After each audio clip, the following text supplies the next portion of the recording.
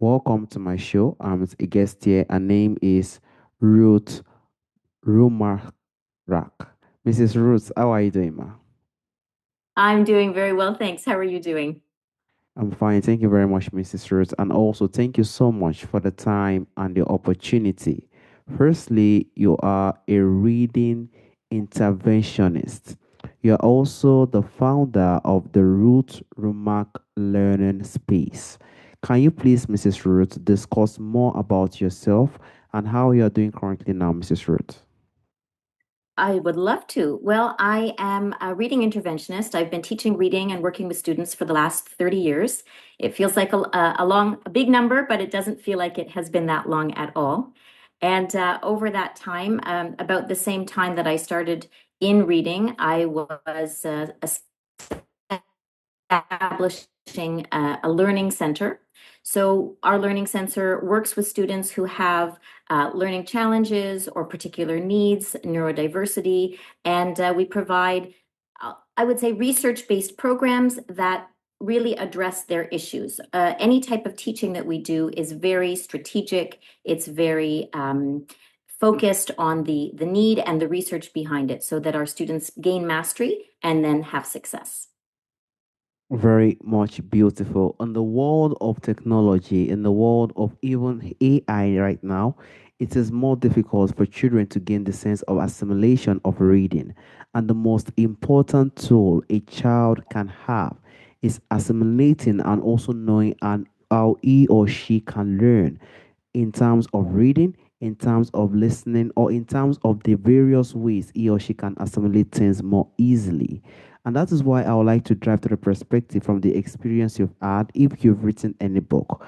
Have you written any book or are you planning to write any book in the coming future, Mrs. Ruth? Well, we actually have a book series called the Yak Pack Comics, and it was created primarily because of the students that we were working with. We were teaching them very explicit decoding skills, science of reading skills, how to break down language, put it back together. And this is, many years ago, I was looking for materials that would support that type of learning. But what I found mostly were books for children at that early stage of reading that were not aligned with the skills that we were teaching. So we would teach a group of skills and then hand them a book to read, but that book would be full of things that were misaligned and it'd be very confusing and frustrating for the student. So we decided to put together our own set of comics, and we chose the comic format with hand-drawn illustrations by a wonderful comic illustrator. The reason we put that together with the very truly decodable text was so that every skill that was taught would have a practice, and every practice would lead to success and confidence building. And they weren't encountering words or concepts that they hadn't learned yet. And it kept kids really engaged, and they love the comic format. And we've found it really very successful with schools and teachers and libraries and parents all over the world. Very much beautiful. We can see that every single children have a technique whereby they find it very easy to learn. Children really find things very easy to take boring. But when they see something, just like you said, the sonic way, that one can actually work on as the series that you've published in recent months and also years, that one can, a child can learn constantly, that can find fun with, is very much impactful and also huge as well. And that is why I would like to go back to our parents. Because despite the teachers who are trying to give these children the learning they need, the parents also play a very important role. And a parent can be in the position whereby they feel so much worried that the child is falling behind in reading. And this happens to various people because they feel really worried that what is going on. What do you think are some of the simple things they can try their best to start doing at home to make a real difference in their child, Mrs. Ruth? I think I want to start off by saying when a child is struggling with reading, it is not a motivation problem and it is usually not an intelligence problem. It's not that your child is lazy. It's not that they haven't got what it takes to learn how to read. I think it's really important for parents to understand that when you see that your child reading all phonological awareness skills, and they don't have that sound to symbol correspondence skill. So, phonological awareness skills are things like being able to recognize sounds in oral language when you're talking. And those things might include hearing that two words end the same, like bat and cat, or two words start the same, like sit and Sam. It could also be things like taking out a sound and replacing it with something else, or taking two sounds and blending them together. These are all skills that we don't explicitly teach our kids. They just, some of them pick them up, but some of them need that explicit instruction. So first, we want to work on the phonological awareness skills to make sure that they actually hear the different sounds in a word. You might be able to say to your child, listen to the word mat.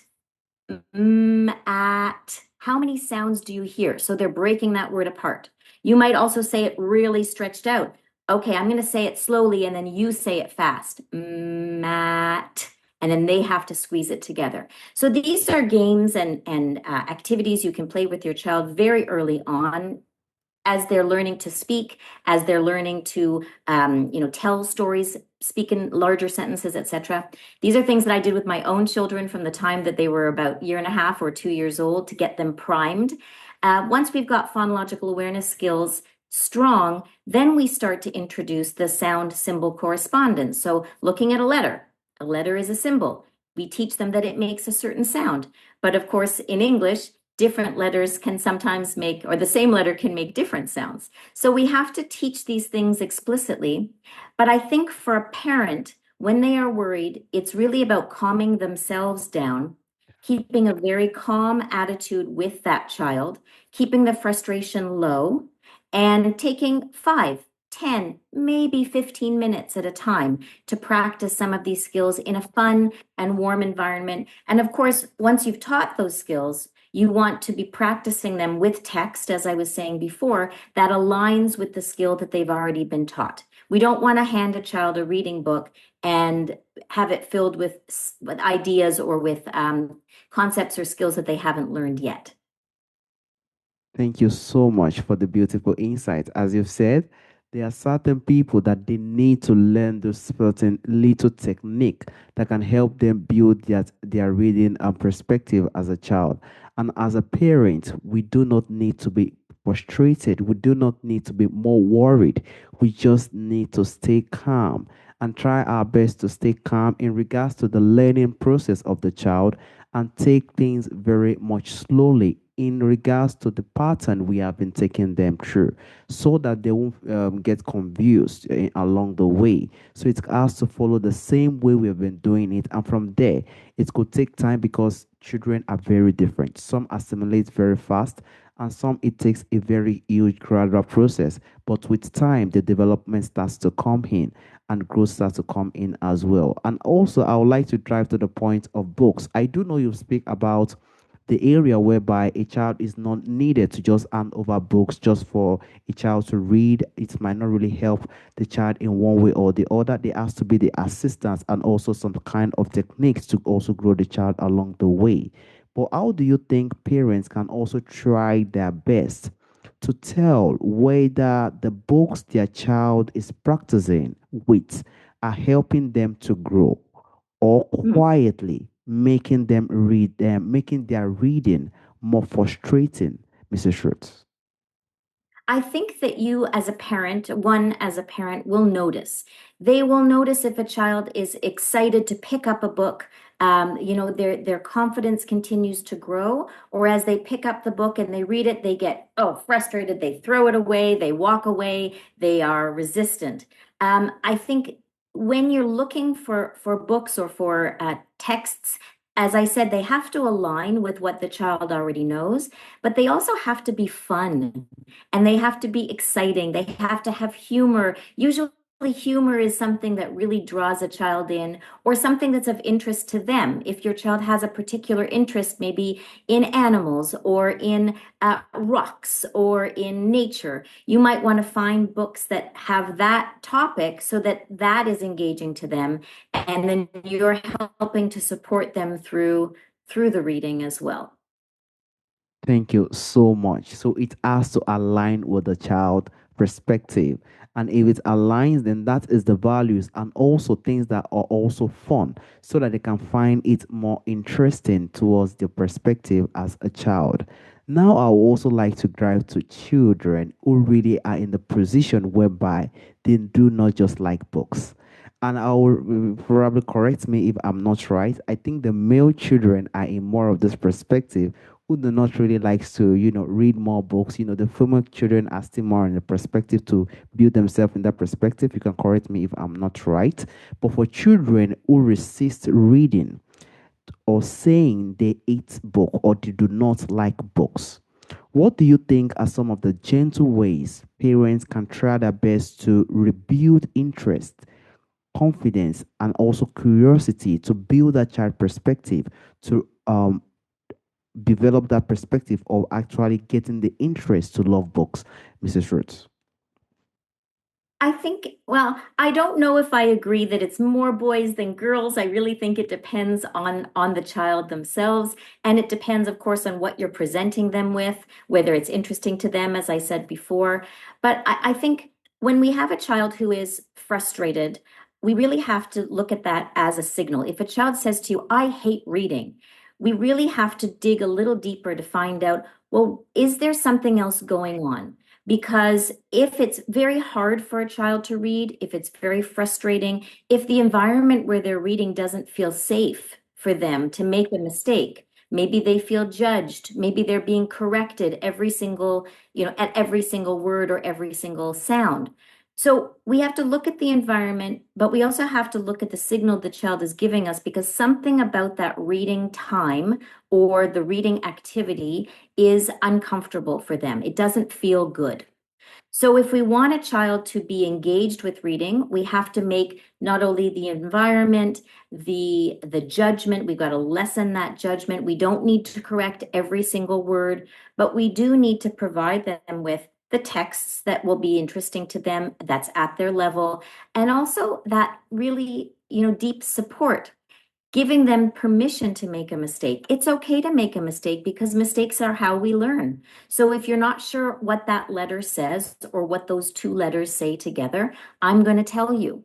One of the things that we do at Ruth Rumack's Learning Space, we try not to say no to in a correction situation. We try not to say no, you're wrong, or that's not right, or look at that again. When a child makes a mistake in a word, we like to just give them the answer, the truth, the skill that they need, and move on. We might ask them to repeat it. So if they're having trouble with the word, let's say a TH sound, where T and H come together, they say th instead of t and h. So we might, if they're having trouble blending that together or finding that digraph, we might say, I'm going to tell you what this says. When T and H come together, they make the sound. Let's try this again. At, that. So we're giving them the explicit instructions without making them feel as though, they're being punished for making a mistake. Thank you so much for the insight, Mrs. Schurtz. It shows that as a parent, we have to be very much observant to the children that we do have. We have to understand the kind of child we have. We have to understand the perspective, their interests, what they love to read, and what they also understand better, so that they can be in the position that they could love reading and also assimilate what they also learned as well. These are very powerful perspective that can also help a child and also a parent to develop and also create a sense of love and also a sense of relief instead having a sense of fear or probably a sense of frustration as well. So I sincerely appreciate you for those profound insights, Mrs. Roots. I would like to dive to the point of the pack you created, which is the Yak Pack Comics for emerging and striving readers. What gap did you see in early reading support that inspired the series? And how do you think resources like this help children build confidence while practicing essential reading skills, Mrs. Ruth? I think, you've hit on it earlier in your questions about parents and what can parents do. And, we've got the classroom situation where the teacher is giving very specific instructions, and then the child comes home and they're asked to practice, but the parent may not know how to practice those same skills. So part of the reason we created the Yak Pack was for parents, and the other part of it was for teachers to have a very complete reading system without having to do much work. Teachers have a lot of work to do already. So we created the Yak Pack comics that included previewing and teaching explicitly the sound that we are targeting for that story. We created a whole page with a list of the words that are in that story, so a teacher or a parent could practice those words independently with the student or child before they do the reading. We call that pre-reading to get them primed for and ready to recognize those sounds and those words. And then we created these really fun comic strips where these wonderful, Zach the Yak is such a lovable character, and he has all of these friends who live in the woods with him. He's got Rod the fox, he's got Pip the pig, he's got all sorts of friends and characters that go on adventures with him. The characters are funny, they have personalities, and the kids really enjoy that. They get into it, and because the stories and the characters throughout the series of books continue, they get attached to the characters. So when they come back in the next story, they already have a narrative. They have an understanding of who those characters are, what kind of trouble they get into, what kinds of things they like, what they don't like, and they become invested. So for a parent, we've made it easy because the child wants to pick up the book and find out more about those characters. The stories are all decodable, truly decodable. We've introduced only the sounds that we have already taught in progression. There's a particular scope and sequence. So you start at the beginning, you work your way through, you're building skills as you go along. And then at the end of each story, there is a comprehension checkout, so questions to make sure the child was listening, not just reading the words, but understanding what they were reading, and then some extra activities that you can do as well. So for both the parent and the teacher, we've created almost like a one-stop lesson plan within each book. And that's the feedback that we get from teachers, particularly, is that they love the fact that they don't have to do too much prep. It's all in the book for them, and the parents love it as well because it's something that they don't have to be taught how to do. It's already there for them. So the gap was really creating a resource that both served the child and that where they were developmentally and where they were in their reading journey, and it also served the parent and the teacher to make things easy and accessible. Thank you so much. That shows that Sony Comics really help the parent and also the teacher as well. And this series is one of a profound way that help the children to learn better and also make themselves more better in terms of reading. And this has improved the world and also better as life in every single ways in the life of found ourselves. And I sincerely appreciate the great work you've done in regards to those perspectives and also building the society, most especially for kids as well. And also, I would just like to drive to the point of mistake. I do know that you drive a lot in regards to where parents need to work on in regards to their children. And also, how teachers can also try their best to build themselves in regards to some perspective as well. But if there is also any common mistake, or do you think parents make when they are trying to help their children read? And how do you think they can also avoid this pressure or shame along the way, Mrs. Ruth? I think some of the common mistakes, the first one is this idea of overcorrection, of making every word correct. When you're reading, you're trying to gain fluency, and there are many parts to learning how to read. The first part is just breaking down a word you've never seen before or you're not familiar with. And some words in English, you can't do that because they're irregular. They don't follow the rules.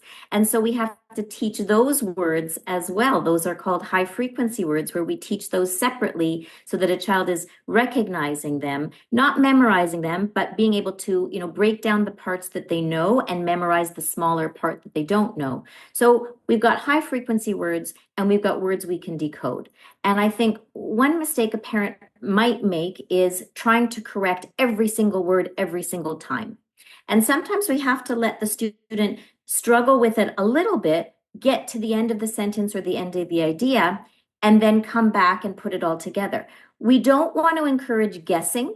That's another common mistake parents do, is they'll say, "Oh, you know this word, or look at the first letter and just guess from the first letter, or look at the picture. What is the picture telling you?" And the science of reading tells us now, after many, many decades of research, that guessing and allowing a child to guess continually does not actually build the skill of reading. So we need to make sure as parents and teachers that we're not encouraging them to guess, but we're giving them the strategies in order to break the word down by decoding, or by learning the parts of the word that they do need to memorize because they can't be decoded. So eliminating guessing is number one in order to help your children. Creating that safe environment so they don't feel that they're being judged or punished or penalized when they get something wrong. And really, I would say, not a lot of parents get very serious.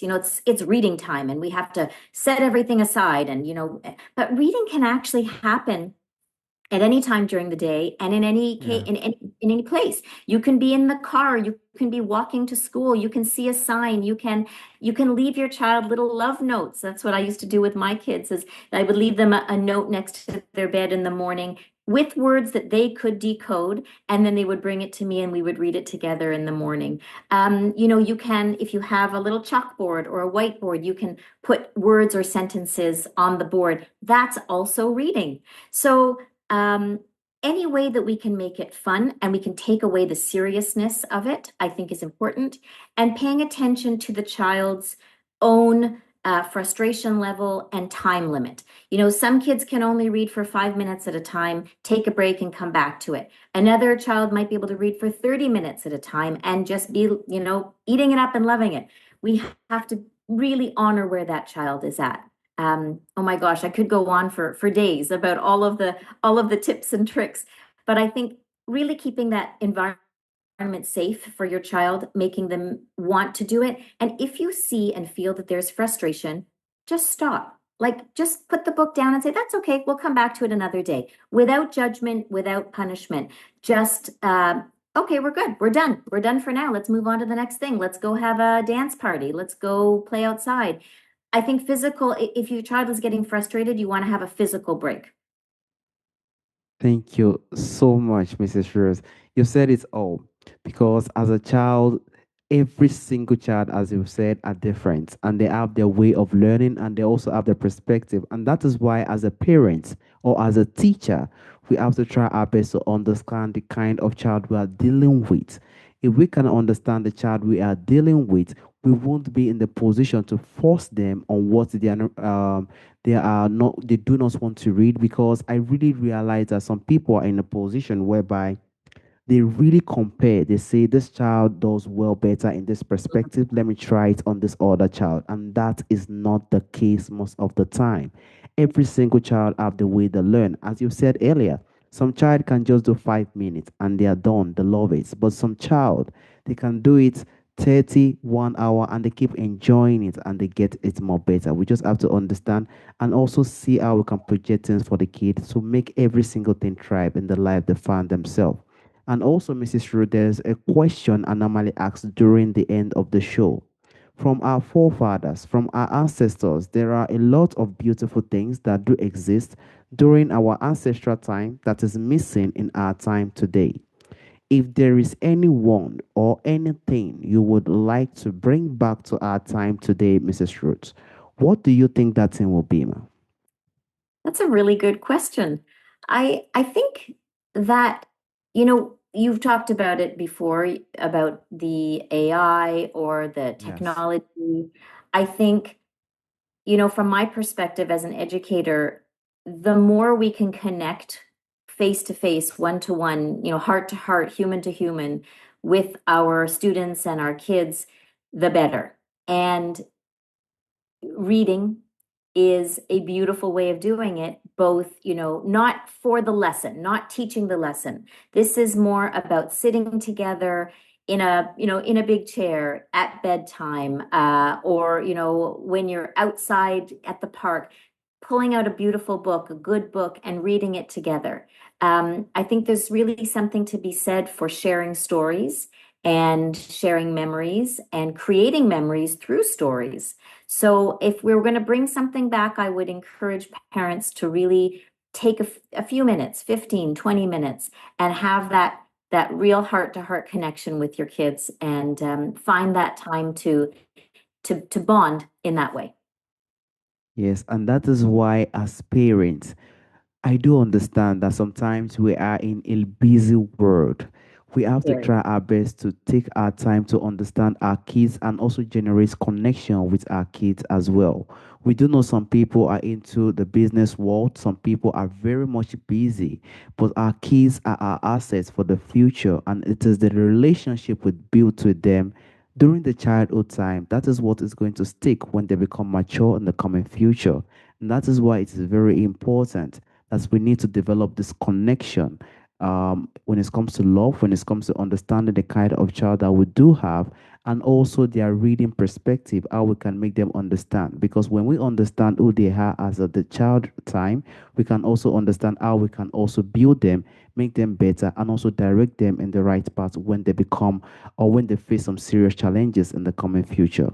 And also, Mrs. Ruth, I also want to use this opportunity to thank you for the great work and also the time, the opportunity for bringing out this profound insight in regards to helping kids who are out there as teachers, as parents, how they can also try their best to help their kids in the reading perspective. Thank you so much, Mrs. Ruth. My pleasure. I really appreciate your time. All right, Mrs. Ruth. Have a wonderful day, Mrs. Ruth. Bye bye. Okay, bye bye. All right.